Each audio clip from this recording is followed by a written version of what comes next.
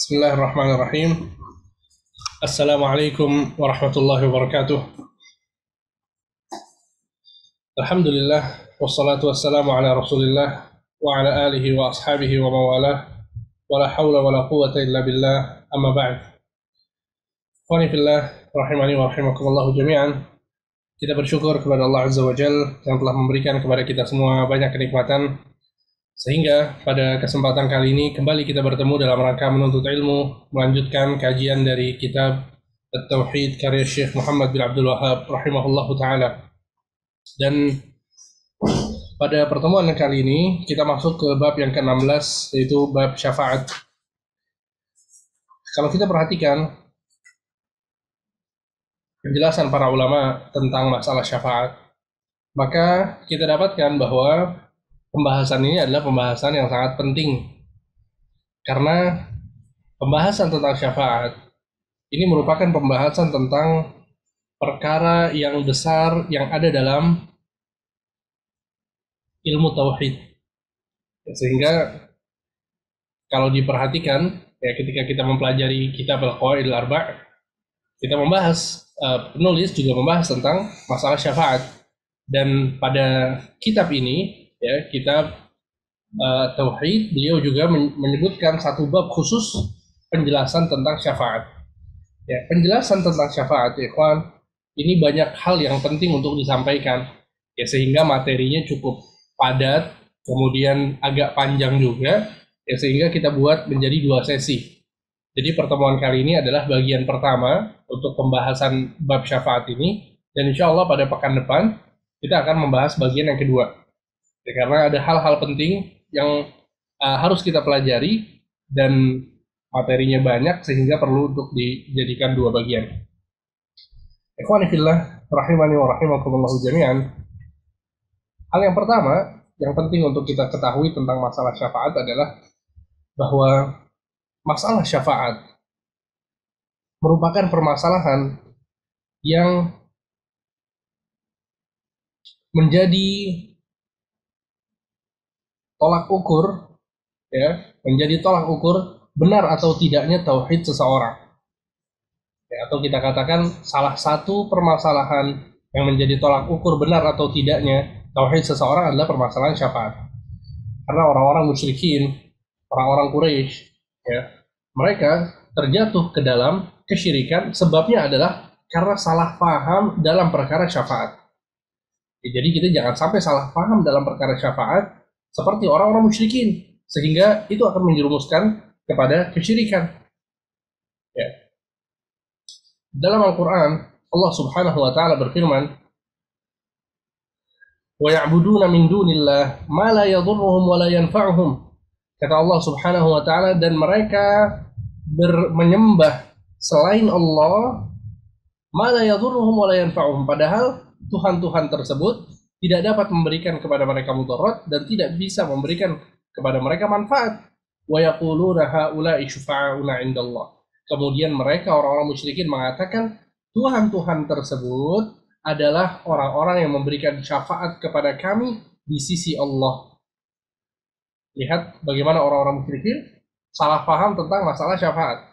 Ya, mereka menyangka ketika mereka menyembah pohon, menyembah patung, menyembah orang yang sudah meninggal, mereka menyangka bahwa orang yang sudah meninggal itu yang disembah selain Allah, dia akan memberikan syafaat di sisi Allah kepadanya.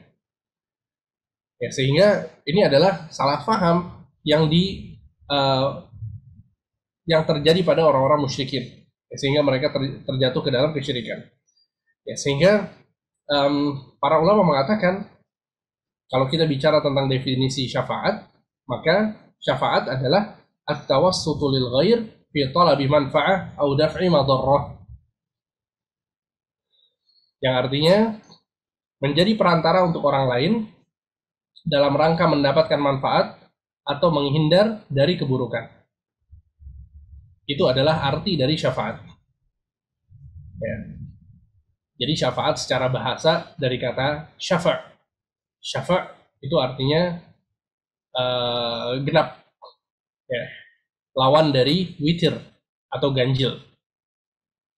Kenapa dinamakan syafa'?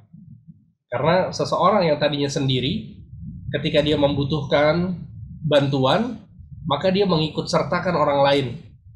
Sehingga yang tadinya cuma sendiri menjadi 2 orang, dan itu adalah genap. Ya, itulah kenapa kemudian dinamakan syafaat. Jadi asal katanya adalah dari syafa'. Ya, adapun definisinya sebagaimana yang tadi disebutkan, at-tawassutu lil ghair fi talabi manfa'ah aw daf'i madarrah. Menjadi perantara untuk orang lain dalam rangka mendapatkan manfaat atau menghindar dari keburukan. Ya. Baik. Dan ketika kita berbicara tentang syafaat, ya kawan, ya di situ ada 3 unsur penting dalam permasalahan syafaat. Ya, ada 3 unsur penting dalam syafaat yang harus kita pahami. Yang pertama adalah asy-syafi' yang memberikan syafaat. Kemudian yang kedua al-masyfu'u lahu yang mendapatkan syafaat. Ya. Kemudian yang ketiga adalah pemilik wewenang. Yang ketiga adalah pemilik wewenang. Ya. Yang ketiga adalah pemilik wewenang. Anak kasih ilustrasi sedikit ya supaya lebih memudahkan kita dalam memahami masalah ini. Contohnya adalah ketika seseorang misalnya dia membutuhkan sebuah pekerjaan, kemudian dia ingin bekerja di satu perusahaan, sehingga yang memiliki wewenang untuk menerima orang ini atau tidak adalah pemilik perusahaan. Paham antum ya? Di situ adalah seseorang yang membutuhkan, kemudian ada orang yang dituju. Gitu. Orang yang mencari pekerjaan, dan ini adalah pemilik perusahaan. Orang yang mencari pekerjaan ini terkadang dia butuh bantuan orang lain supaya diterima menjadi karyawan di perusahaan tersebut. Entah karena saingannya yang berat atau ada persaingan ketat gitu ya, kemudian persyaratannya sangat ketat sehingga dia butuh bantuan orang lain supaya dia bisa masuk ke perusahaan tersebut. Sehingga orang yang memiliki kebutuhan ini, yang ingin mencari pekerjaan ini, dia mencari seseorang yang bisa berbicara kepada pemilik perusahaan. Nah, orang ketiga ini yang membantu orang yang membutuhkan, itu yang dinamakan dengan asy-syafi', yang memberikan syafaat. Sehingga orang ketiga ini mengatakan kepada pemilik perusahaan, saya punya teman si Fulan, dan si Fulan ini dia adalah orang yang piawai dalam pekerjaannya, rajin, ya, dia bisa dijadikan karyawan di perusahaan Anda. Sehingga asy-syafi' merekomendasikan orang yang sedang mencari pekerjaan ini supaya dapat apa yang dia inginkan. Ya, sehingga ini adalah gambaran ilustrasi dari permasalahan syafaat. Ya, maksud syafaat adalah seperti itu. Ya, sebagaimana yang tadi disebutkan, at-tawassutu lil ghair fi talabi manfa'ah aw daf'i madarrah. Ya, menjadi perantara untuk orang lain dalam rangka mendapat manfaat atau menghindar dari keburukan. Baik. Kemudian ya, ikhwan, syafaat itu ada berbagai macam syafaat. Ya, ada syafaat itu ada bermacam-macam.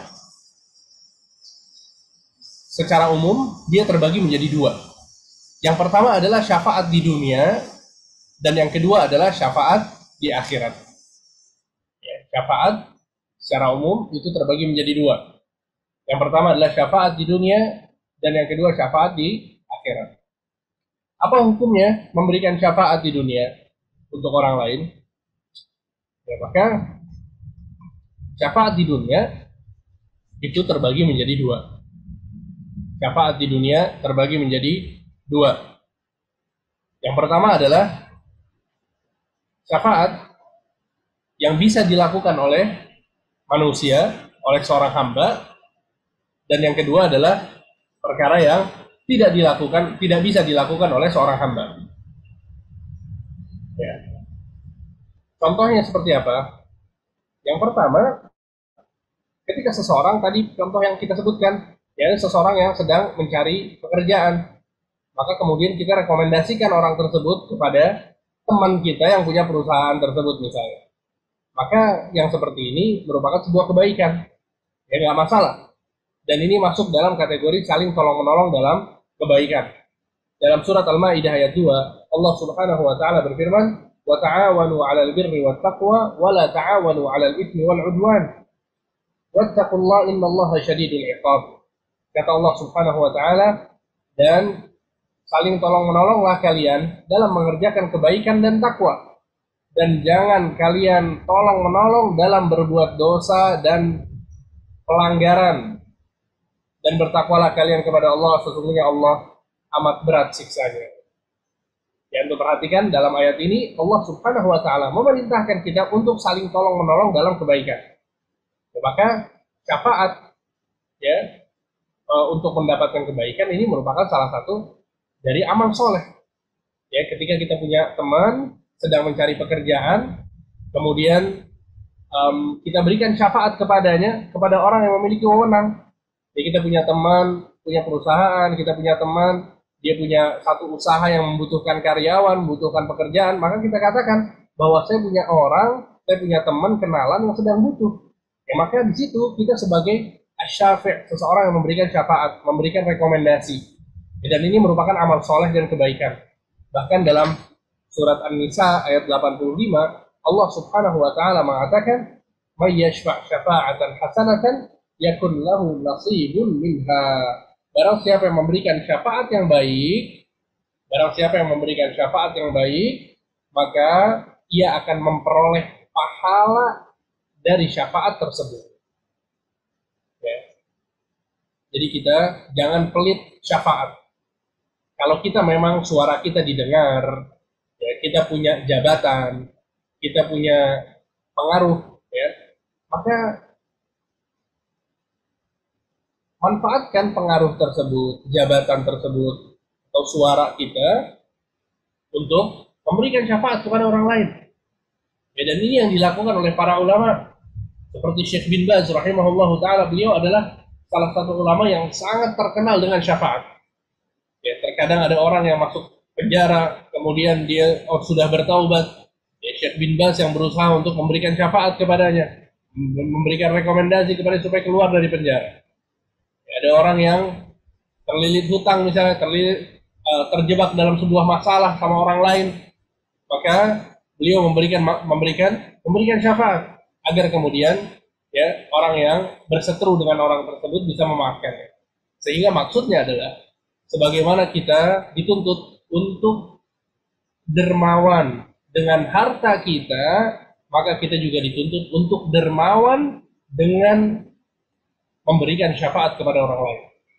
Ini penting sekali untuk diperhatikan. Jadi seseorang itu dermawan bukan cuma dengan hartanya saja, akan tapi kalau suara antum itu didengar oleh orang, dan antum punya pengaruh, maka manfaatkan suara dan pengaruh antum untuk memberikan syafaat kepada orang-orang yang membutuhkannya. Baik. Akan tapi yang harus diperhatikan adalah dalam memberikan syafaat harus diperhatikan bahwa perkara tersebut adalah perkara yang mubah, bukan perkara yang haram. Ingat, ya, kita nggak boleh memberikan syafaat, memberikan rekomendasi dalam urusan yang haram, nggak boleh. Ya, contohnya apa? Seperti yang terjadi di zaman Nabi Shallallahu Alaihi Wasallam, bahwa ada seorang wanita dari Bani Makhzum, dari keluarga Makhzum, ya, Imra'ah Makhzumiyah, bahwa perempuan ini suka mencuri. Ya, suatu saat wanita ini tertangkap basah mencuri. Sampailah kepada Nabi Shallallahu Alaihi Wasallam kabarnya, dan Nabi Shallallahu Alaihi Wasallam hendak memotong tangan wanita ini karena dia mencuri, dan hukumannya adalah dipotong tangannya. Maka orang-orang dari kabilah Bani Makhzum bertanya-tanya, siapa orang yang bisa memberikan syafaat kepada wanita ini agar mendatangi Nabi Shallallahu Alaihi Wasallam, kemudian memberikan syafaat kepada wanita ini supaya dia tidak dihukum, supaya tidak dipotong tangannya. Paham antum kasusnya, ya? Sampai akhirnya mereka pun datang kepada Usamah bin Zaid. Dan kita tahu bahwa Usamah bin Zaid adalah seorang sahabat yang sangat dicintai oleh Rasulullah Shallallahu Alaihi Wasallam. Usamah bin Zaid datang kepada Nabi Shallallahu Alaihi Wasallam untuk memberikan syafaat tentang wanita Makhzumiyah ini, supaya dia nggak dihukum, nggak dipotong tangannya. Apa kata Nabi Shallallahu Alaihi Wasallam? Atashfa'u fi haddin min hududillah? Apakah engkau akan hendak memberikan syafaat dalam membatalkan had yang sudah ditentukan oleh Allah Subhanahu wa taala? Ya, maksudnya adalah ini hukum Islam yang harus ditegakkan. Allah Subhanahu wa taala menghukum orang yang mencuri agar dipotong tangannya. Sehingga Nabi SAW marah kepada Usamah bin Zaid, kenapa dia memberikan syafaat untuk seseorang dalam rangka membelanya untuk dibebaskan dari hukuman Allah Subhanahu wa taala. Karena ini adalah aturan Allah Subhanahu wa taala yang harus dijalankan, yang harus ditegakkan. Sehingga Nabi SAW marah kepada Usamah bin Zaid. Sebabnya apa? Karena dia memberikan syafaat dalam perkara yang memang harus ditegakkan. Paham ya? Jadi perkara-perkara yang seperti ini, itu nggak boleh seseorang itu memberikan syafaat. Sebagaimana Nabi marah kepada Usamah bin Zaid. Kemudian Nabi pun Shallallahu Alaihi Wasallam mengatakan, Innama ahlakal ladina qablakum. Sesungguhnya yang membinasakan umat sebelum kalian adalah annahum kanu idza saraqa fihim syarif tarakuh. Jika ada orang yang mulia yang memiliki jabatan yang mencuri, maka dibiarkan begitu saja. Wa idza saraqa fihim dhaif aqamu alaihi al-had. Akan tapi jika yang mencuri adalah orang yang lemah, orang yang miskin, maka mereka berbondong-bondong menghukum orang tersebut. Ya, wa aimullah, kemudian kata Rasulullah SAW, wa aimullah, lau anna Fatimah binta Muhammadin sarqat laqata'tu yadaha. Ya, demi Allah, jika Fatimah anaknya Muhammad mencuri, pasti aku akan potong tangan.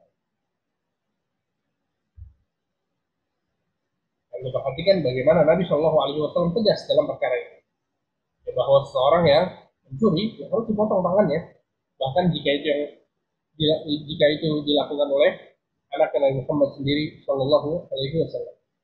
Baik, sehingga ini adalah syafaat dunia. Jadi syafaat dunia modelnya seperti itu dan itu dibolehkan.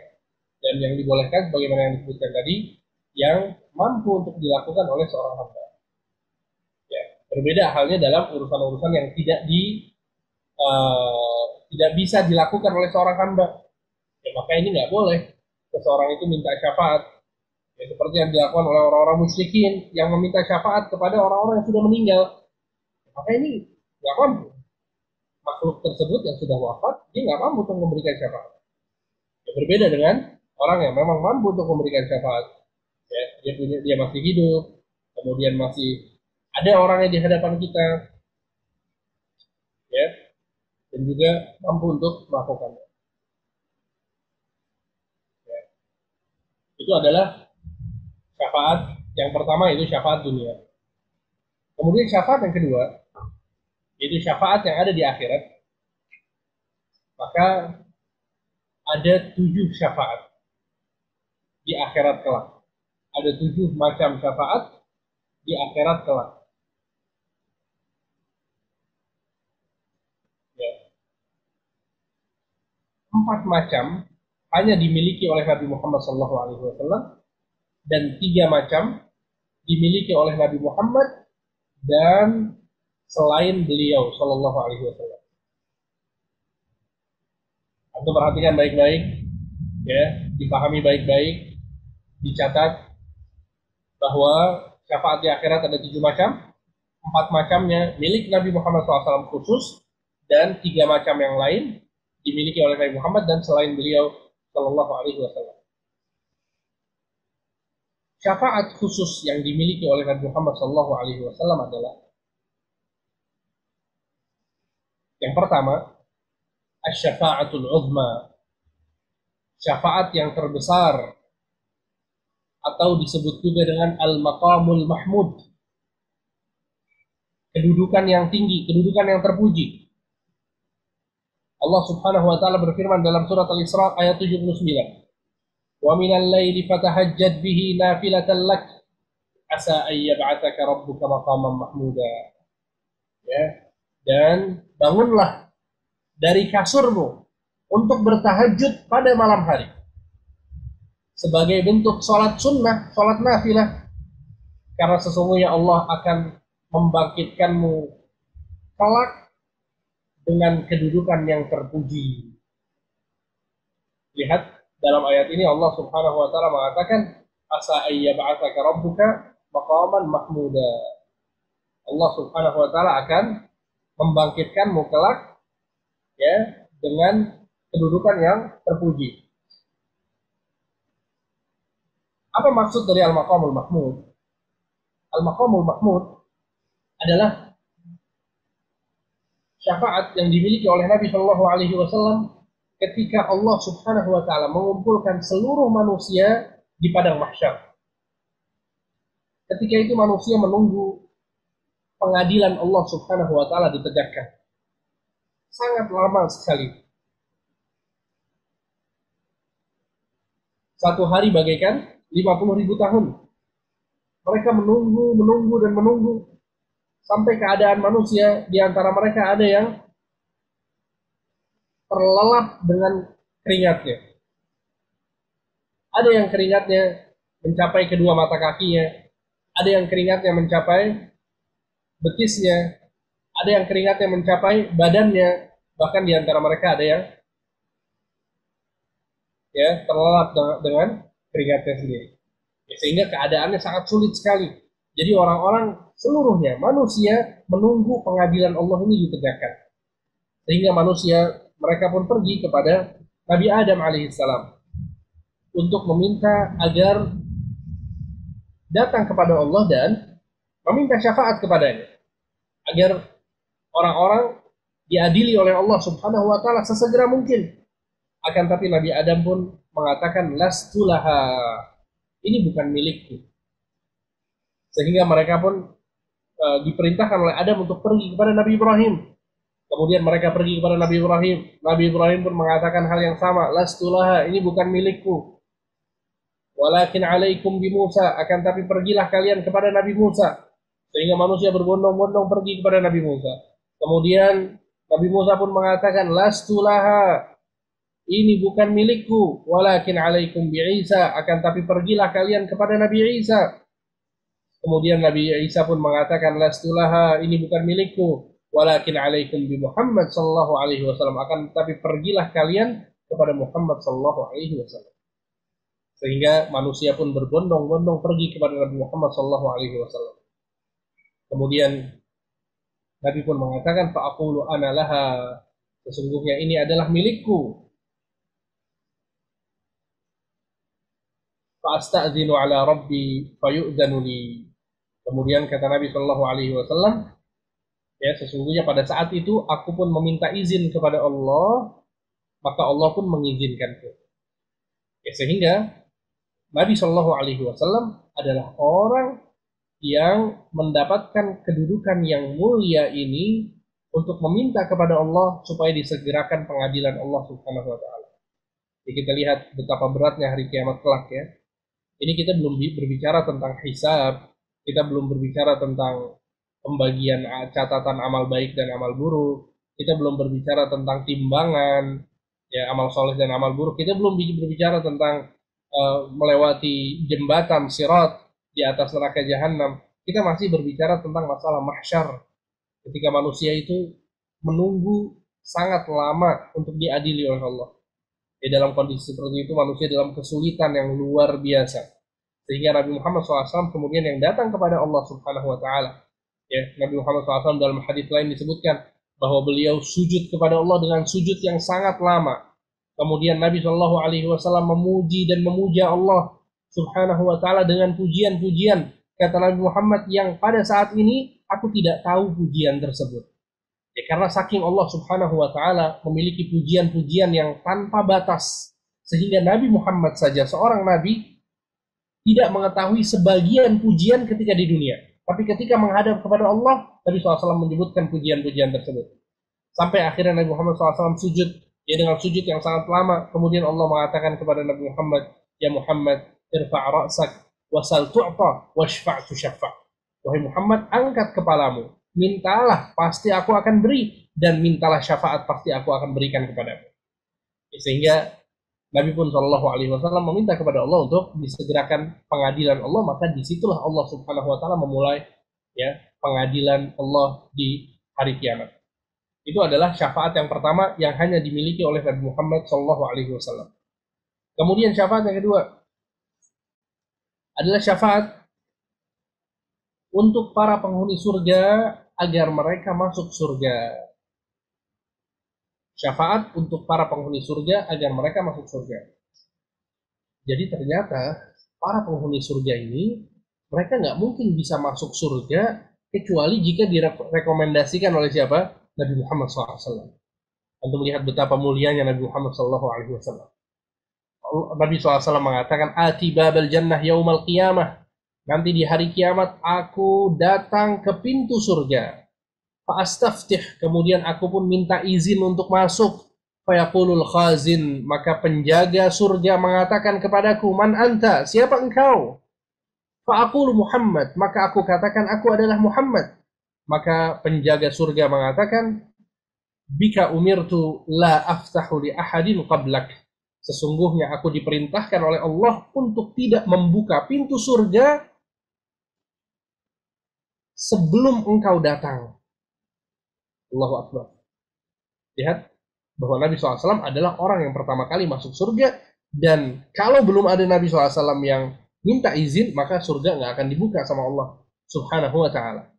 Ya, hadis yang sahih diriwayatkan oleh Imam Muslim. Baik, itu adalah syafaat yang kedua. Kemudian syafaat yang ketiga yang dimiliki oleh Nabi Muhammad SAW adalah syafaat beliau SAW untuk sebagian umatnya yang masuk surga tanpa hisab. Ya. Nabi SAW mengatakan kepada Allah di hari kiamat kelak, Fa'aqulu ummati ya Rabbi, ummati ya Rabbi, ummati ya Rabbi.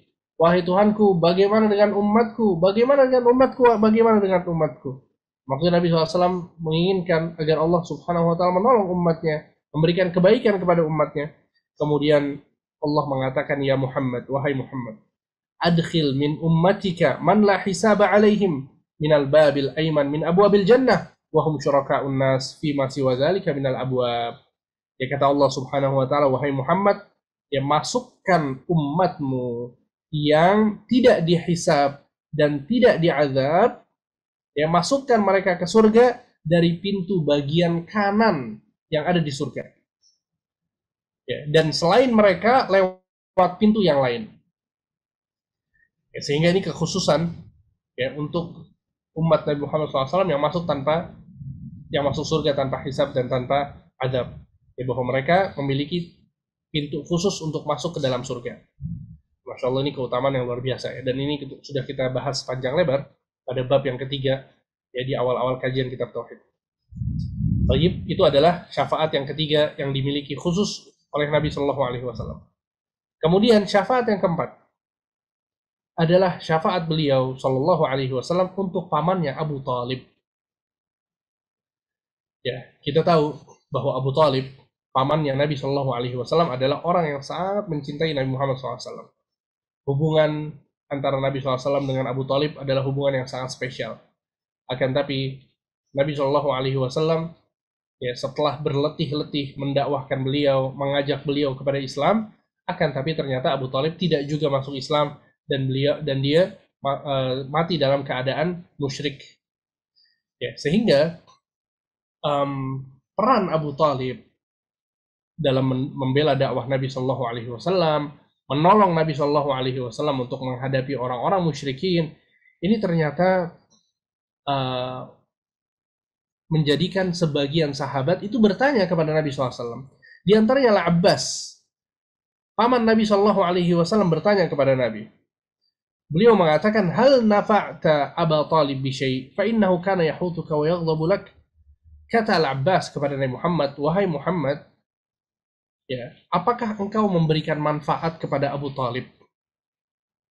Sesungguhnya dia sudah menjagamu dan selalu membelamu.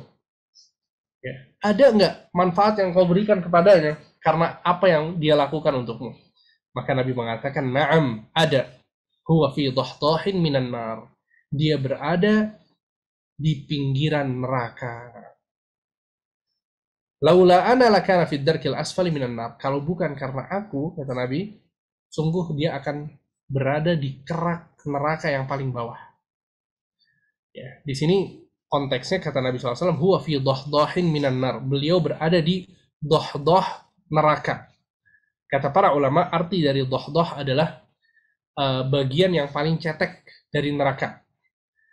Kalau dikatakan dahdahul bahar, di bagian dahdah dari laut, maksudnya adalah bagian pantai yang cetek gitu ya. Ketika kita itu berdiri di atasnya, maka dia hanya membasahi kaki kita saja sampai mata kaki, atau bahkan cuma telapak kaki saja. Jadi betul-betul di pinggiran pantai. Nah, itu maksud dari dahdah. Nah, Nabi SAW di sini mengatakan bahwa Abu Thalib berada di pinggiran neraka atau bagian neraka yang paling atas, gitu. Sehingga ketika beliau berdiri gitu ya di atas neraka, yang terkena api itu hanya bagian bawah saja sampai mata kakinya. Akan tapi dalam hadis lain Nabi Shallallahu Alaihi Wasallam mengatakan yagli minhu dimaguh. Ya, walaupun dia cuma terkena sedikit saja api neraka, akan tapi otaknya mendidih, kata Nabi SAW. Ini menunjukkan betapa kerasnya azab neraka ya. Dan jangan difikirkan bahwa Abu Thalib kemudian ringan azabnya ya. Beliau diazab dengan azab model azab seperti ini selama-lamanya. Ya, tidak masuk surga sama sekali. Ya, sehingga walaupun terlihat ringan, akan tapi ini selama-lamanya tanpa keluar sama sekali dari neraka tersebut. Ya, na'udzubillah min dzalik. Karena sebagaimana yang kita ketahui bahwa orang-orang yang kafir, yang tidak masuk Islam, yang tidak ada keimanan dalam hatinya, mereka akan selama-lamanya dalam neraka. Dan Allah Subhanahu wa taala berfirman, "Innahu may yusyrik billah faqad harramallahu 'alaihi al-jannah wa ma'wahu an-nar wa ma lidh-dhalimin min ansar." Barang siapa yang berbuat kesyirikan kepada Allah, maka Allah mengharamkan baginya surga dan tempat kembalinya adalah neraka, dan Allah Subhanahu wa taala dan tidak ada penolong bagi orang-orang yang berbuat zalim. Sehingga ini adalah syafaat yang keempat yang khusus dimiliki oleh Nabi Muhammad Shallallahu Alaihi Wasallam. Kemudian, adapun syafaat yang kelima, keenam, dan ketujuh, maka ini adalah syafaat yang dimiliki oleh Nabi Muhammad dan selain Nabi Muhammad Shallallahu Alaihi Wasallam. Yang pertama adalah syafaat untuk orang-orang yang sudah masuk neraka agar dikeluarkan dari neraka dan masuk surga. Ya, paham antum ya? Jadi ini adalah syafaat, rekomendasi untuk orang-orang yang sudah masuk neraka. Mereka sudah diazab di neraka. Kemudian mereka dikeluarkan dari neraka, kemudian dimasukkan surga. Ya, karena sebagaimana yang kita ketahui bahwa sebagian kaum muslimin, orang-orang yang masih memiliki tauhid, yang masih memiliki iman, itu masih ada kemungkinan mereka itu masuk neraka. Gitu ya. Jadi neraka ini bukan cuma untuk orang-orang kafir. Akan tapi neraka ini juga untuk orang-orang yang bertauhid, orang-orang yang beriman, akan tapi dia berlumuran dosa dan tidak terhapuskan dosanya sehingga dia pun masuk neraka terlebih dahulu. Ya, na'udzubillah min dzalik ya, semoga kita dijaga oleh Allah Subhanahu wa taala agar tidak masuk neraka sama sekali. Nah, Nabi Shallallahu Alaihi Wasallam mengatakan, yakhruju qaumun minan nar bi syafaati Muhammad Shallallahu Alaihi Wasallam fayadkhuluna al-jannah yusammauna al-jahannamiyin. Sesungguhnya ada orang-orang yang masuk neraka, kemudian mereka dikeluarkan dari neraka dan dimasukkan ke dalam surga karena sebab syafaat Nabi Muhammad SAW. Dan mereka dinamakan jahannamiyin. Jahannamiyin itu nisbat kepada jahannam. Maksudnya mereka pernah masuk neraka jahannam, gitu ya. Alumni neraka jahannam. Itu maksud jahannamiyin. Na'udzubillah min dzalik. Ya, semoga Allah Subhanahu wa taala jaga kita semua dari azab Allah. Taib. Itu hadis yang pertama yang menjelaskan tentang hal tersebut. Kemudian ada dalil lain. Nabi SAW mengatakan, "Fawalladzi nafsi biyadihi, ma minkum min ahadin bi ashaddi munasyadatan lillah fi istiqsa'il haqq minal mu'minin lillahi yaumal qiyamah li ikhwanihim alladzina finnar." Kata Nabi SAW, demi Allah, sesungguhnya kalian tidak lebih bersemangat daripada orang-orang yang ada di dalam surga yang meminta kepada Allah untuk mengeluarkan saudara-saudaranya yang ada di neraka. Allahu Akbar. Lihat, Jadi Nabi SAW menjelaskan bahwa ada orang-orang yang di dalam surga, mereka sangat bersemangat sekali meminta kepada Allah untuk mengeluarkan saudara-saudaranya yang ada di neraka. Ini menunjukkan berarti seseorang itu nanti tahu ya bahwa ada teman-teman yang nggak masuk surga, ya mungkin keluarganya yang nggak masuk surga, itu terjadi. Sehingga orang-orang yang penghuni surga ini mengatakan kepada Allah, Rabbana kanu yasumuna ma'ana. Wahai Tuhan kami, sesungguhnya mereka sekarang yang ada di neraka ini, teman-teman kami, dahulu mereka berpuasa bersama kami. Wa yusallun wa yahujjun, mereka sholat bersama kami, mereka berhaji, melaksanakan haji bersama kami. Subhanallah. Untuk melihat ini pentingnya sahabat-sahabat yang soleh. Teman-teman yang beribadah bareng-bareng. Sholat di masjid bersama-sama, umroh haji bersama-sama, kajian bersama-sama. Makanya kalau ibadah, itu bareng-bareng. Jangan sendiri-sendiri. Allah Subhanahu wa Ta'ala mengatakan warka'u ma'ar raki'in, rukuklah kalian bersama orang-orang yang sedang rukuk. Sehingga sholat berjamaah itu di dalam Islam kedudukannya sangat tinggi sekali. Ya, kita bisa lihat di sini. Penghuni surga mengatakan dahulu mereka sholat bersama kami ya Allah. Maka Allah Subhanahu wa Ta'ala mengatakan akhriju man araftum. Kata Allah Subhanahu wa Ta'ala, keluarkanlah dari neraka orang-orang yang kalian kenal. Allahu Akbar. Allahu Akbar. Keluarkan dari neraka orang-orang yang kalian kenal. Fatuhramu suwaruhum 'alan nar fayakhrujuna khalqan katsiran. Kemudian kata Allah Subhanahu wa Ta'ala, maka dijauhkan saudara-saudara mereka yang ada di neraka, dijauhkan dari api neraka sehingga keluarlah dari neraka orang-orang dengan jumlah yang sangat banyak. Berbondong-bondong mereka keluar dari neraka kemudian masuk surga. Allahu Akbar. Ini syafaat orang-orang soleh. Orang-orang yang soleh yang bisa mendapatkan surga, mereka diberikan wewenang oleh Allah Subhanahu wa Ta'ala untuk memberikan syafaat, untuk merekomendasikan kepada Allah agar mengeluarkan saudara-saudara yang masih ada di dalam neraka. Ya, sehingga dikeluarkan orang-orang yang sangat banyak ya ikhwan.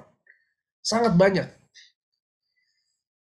Kemudian malaikat pun demikian. Malaikat meminta kepada Allah, merekomendasikan kepada Allah supaya dikeluarkan sebagian orang yang ada di neraka. Sampai akhirnya yang ada di neraka, yang memiliki iman, orang-orang yang masih ada keimanan dalam hatinya, ada tauhid di dalam hatinya, itu keluar. Keluar dari neraka dan masuk surga. Sampai akhirnya Allah Subhanahu wa Ta'ala mengatakan syafa'atil malaikah. Para malaikat sudah memberikan syafaat. Wa syafa'an nabiyun. Para nabi telah memberikan syafaat. Wa syafa'al mu'minun, orang-orang yang beriman telah memberikan syafaat. Walam yabqa illa arhamur rahimin, dan tidak tersisa lagi syafaat kecuali dari yang maha merahmati hamba-hambanya. Allahu Akbar.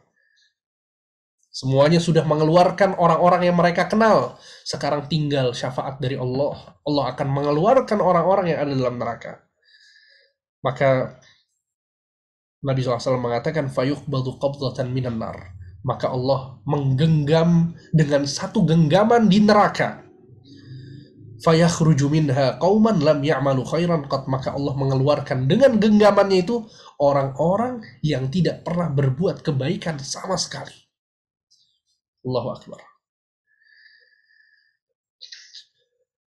Para ulama menjelaskan maksud tidak pernah berbuat kebaikan sama sekali di sini maksudnya adalah bahwa dia tetap memiliki iman yang menjadi sebab dia masuk surga. Sehingga ada pun orang-orang kafir, orang musyrik yang tidak ada keimanan dalam hati mereka, mereka nggak akan masuk surga. Ya, sehingga subhanallah ya, hadis-hadis seperti ini, ikhwan, itu sangat memberikan harapan kepada kita ya.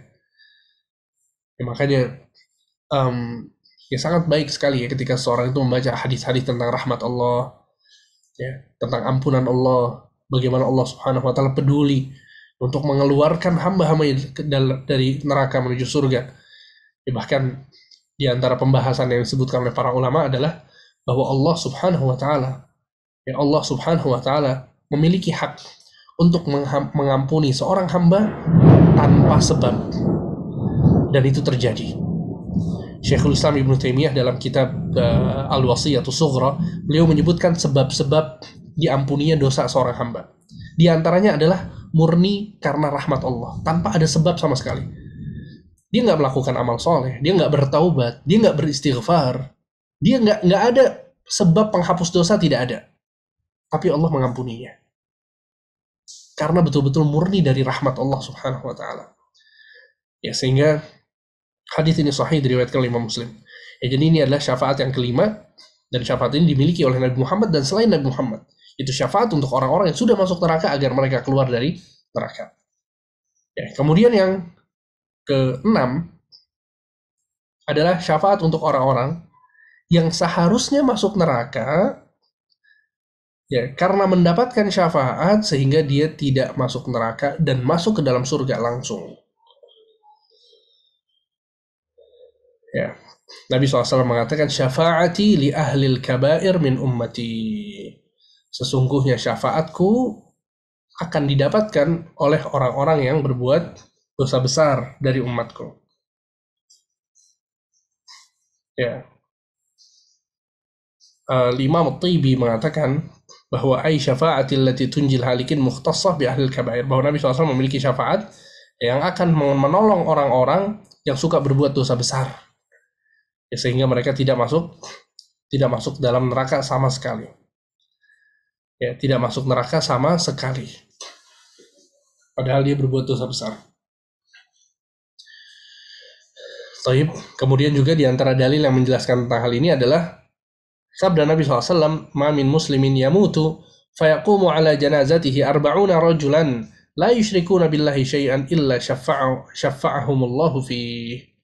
Ya, tidaklah seorang muslim dia mati, wafat, kemudian ada 40 orang yang tidak berbuat syirik kepada Allah yang menyolatinya, ya, maka Allah Subhanahu wa taala akan memberikan syafaat karena sebab orang-orang tersebut. Ya. Sehingga para ulama berdalil dengan hadis ini bahwa ada orang-orang yang seharusnya masuk neraka karena syafaat orang-orang yang menyolatinya ini, ya, dia pun menjadi tidak masuk neraka dan masuk ke dalam surga.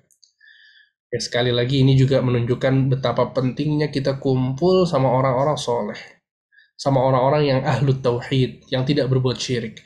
Karena subhanallah ya, secara spesifik di sini Nabi mengatakan yang menyolatinya itu 40 orang yang tidak pernah berbuat syirik. Ya. Oleh karena itu Abdullah ibnu Abbas radhiyallahu anhu ardah, ya, pernah beliau anaknya wafat, kemudian beliau menyiapkan jenazah gitu ya, dimandikan dan seterusnya. Maka sambil menunggu orang-orang yang datang untuk menyolatinya, Ibnu Abbas mengatakan kepada sahabatnya, seorang tabi'in, coba lihat di luar, ya, ada berapa orang yang hadir untuk menyolatinya. Ketika dilihat ada banyak orang, katanya. Kata Ibnu Abbas, apakah ada 40 orang? Kata sahabatnya, lebih dari 40. Maka kata Ibnu Abbas, akhrijuh, keluarkan mayatnya agar segera disolatkan.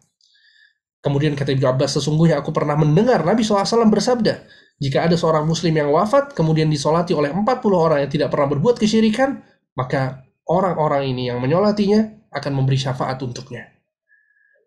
Ya subhanallah, antum bisa bayangkan kalau kita wafat dan teman-teman kita adalah orang-orang yang suka berbuat syirik, yang nggak mengenal tauhid. Ya, siapa kemudian yang akan menyolati kita? Tapi sebaliknya, kalau kemudian kita di lingkungan yang baik, kenalan kita teman-teman yang baik, yang mengerti tentang tauhid, yang hati-hati untuk tidak terjerumus ke dalam kesyirikan, maka ini justru akan membantu kita ya ketika kita wafat. Ya. Tauhid itu adalah yang ke-6. Kemudian yang ke-7 adalah syafaat untuk orang-orang yang beriman, para penghuni surga, ya, agar dinaikkan derajatnya di surga. Jadi orang ini sudah masuk surga, tapi karena syafaat yang diminta kepada Allah, maka orang tersebut derajatnya semakin tinggi lagi di surga. Ya, sebagaimana Nabi SAW mengatakan, berdoa untuk Abu Salamah, seorang sahabat yang mulia, Allahumma ghfir li Abi Salamah, warfa' darajatahu fil mahdiyin. Ya Allah, ampunilah dosa-dosa Abu Salamah, dan angkatlah derajatnya di surga. Ya, maksud di antara orang-orang yang masuk surga. Hadis sahih diriwayatkan oleh Imam Muslim. Ya, hadis ini dijadikan dalil oleh para ulama untuk menjelaskan tentang syafaat yang ketujuh ini. Ya, untuk menjelaskan syafaat yang ketujuh ini. Tinggal kemudian yang jadi pertanyaan kita adalah gimana caranya seseorang untuk mendapatkan syafaat. Kita mau mendapatkan syafaat supaya masuk surga. Kita mau mendapatkan syafaat, ya minimal, katakanlah minimal, ketika kita seharusnya masuk neraka, mendapatkan syafaat sehingga kita tidak masuk neraka sama sekali. Mungkin itu yang paling memungkinkan bagi kita ya. Ya terkadang kita suka kecil hati ketika kita melihat dosa-dosa kita, kemudian kelalaian kita. Yang paling kita harapkan terkadang yang paling kita harapkan adalah itu.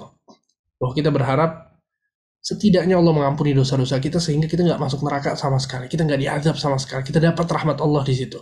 Kita diberikan syafaat oleh Nabi Muhammad SAW. Ya. Atau oleh orang-orang yang beriman. Sehingga kita masuk surga dan tidak masuk neraka sama sekali. Akan tapi, sebagaimana yang Nabi SAW sebutkan, bahwa Allah Subhanahu wa Ta'ala mengatakan, Inna rahmati sabaqat ghadabi. Sesungguhnya rahmatku mengalahkan amarahku. Ya, dan Nabi SAW mengatakan, Idza sa'altumullah al-jannah, fas'aluhul firdausal a'la.